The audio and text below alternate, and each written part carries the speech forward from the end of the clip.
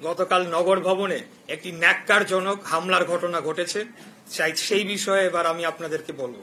গতকাল হামলার পরিকল্পনা ও বাস্তবায়ন করা হয়েছে স্থানীয় সরকার উপদেষ্টার ঘনিষ্ঠ হিসেবে সুপরিচিত কিছু দুর্নীতিবাজ কর্মকর্তাদের নেতৃত্বে।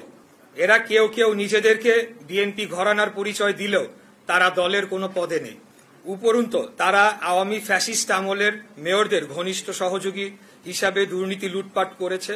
তাদের মূল হোতা গতকালকে আন্দোলনকারীদের হত্যা চেষ্টা করার হোতা গোলাম কিবরিয়া রুবেলের বিরুদ্ধে ব্যাপক দুর্নীতির অভিযোগ রয়েছে। আসিফ মাহমুদ দায়িত্ব নেওয়ার পর রুবেল তার লুটপাটের হাতিয়ার হয়ে উঠেছিল বলে নগর ভবনের আনাচে কানাচে কথা হচ্ছে। ওয়ালটন আবারও মিলিয়নিয়ার অফারে ওয়ালটন ফ্রিজ কিনে আপনিও হয়ে যেতে পারেন মিলিয়নিয়ার। তাই মরিয়া হয়ে রুবেলগঞ্জকে নগর ভবনে পুনর্বহাল করার জন্য এক ঢিলে দুই পাখি মারার চেষ্টা করা হয়েছে।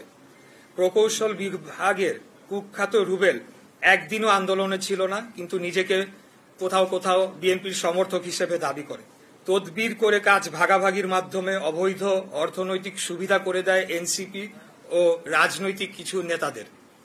শুরু থেকেই আন্দোলনকারীদের বিরোধিতা সে করেছে এবং গোপন সূত্রে জেনেছি আন্দোলনের এক পর্যায়ে কৃত্রিম গোলযোগ সৃষ্টি করে সেই ডামাডোলের মধ্যে বাংলাদেশের সরকার কর্তৃক ঘোষিত এক শীর্ষ সন্ত্রাসীর মাধ্যমে আমাকে সহ আন্দোলনকারীদের কয়েকজনকে হত্যার পরিকল্পনা করেছিল বা চেষ্টায় ছিল। কথিত আছে সে এনসিপিতে যোগদান করেছে বা করবে।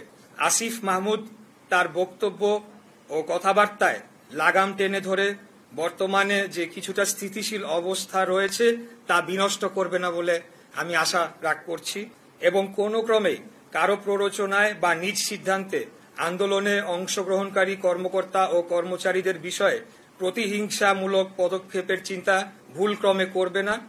এটি একটা সতর্কবাণী হিসাবে আমি দিচ্ছি।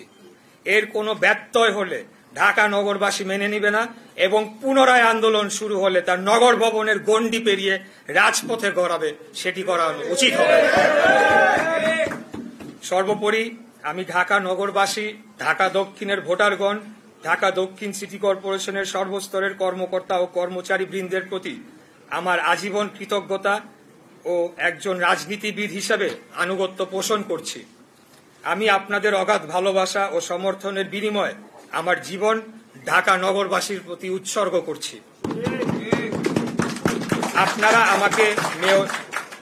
আপনারা আমাকে মেয়র হিসেবে দায়িত্ব দিতে চেয়েছেন, তাই রাজপথে নেমে এসেছিলেন। তবে আমি খুব স্পষ্ট ভাষায় বলতে চাই, একদম শুরু থেকেই এই অন্তর্বর্তীকালীন সরকারের অধীনে মেয়র পদে বসে নগর পরিচালনা করার পরিকল্পনা আমার ছিল না। আমাদের শীর্ষ নেতৃত্বের পরামর্শক্রমে অবৈধ তাপসের বিরুদ্ধে পাওয়া রায়টি একটি স্থায়ী দলিল হিসেবে প্রতিষ্ঠার জন্য আইনের শাসনের চূড়ান্ত বিজয়ের একটি প্রমাণ হিসেবে রাখার জন্য সিদ্ধান্ত নেওয়া হয়।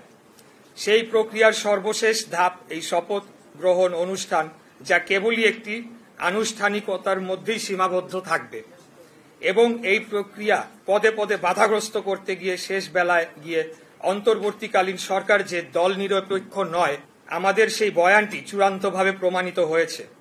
পরাজয় ঘটেছে এই সরকারের নিরপেক্ষতার পর্দার পেছনে ঘাপটি মেরে লুকিয়ে থাকা অগণতান্ত্রিক শক্তির। ভেস্তে গিয়েছে জনগণকে ধোঁকা দিয়ে বিনা ভোটে রাষ্ট্র ক্ষমতা দীর্ঘায়িত করার কোনো সম্ভাব্য দেশি বিদেশি চক্রান্ত। আর বিজয় হয়েছে গণতন্ত্র প্রতিষ্ঠা ও বাংলাদেশের স্বাধীনতা সার্বভৌমত্বের অতন্দ্র প্রহরী জনগণের। এই জনগণ এখন কাউকে অন্ধবিশ্বাস করার পরিবর্তে সর্বদা সজাগ থাকবে। আমরা এই জনগণকে সুসংগঠিত করে ফ্যাসিবাদ পরবর্তী বাংলাদেশের গণতান্ত্রিক উত্তরণের যাত্রাকে অবশ্যই সফল করব ইনশাআল্লাহ।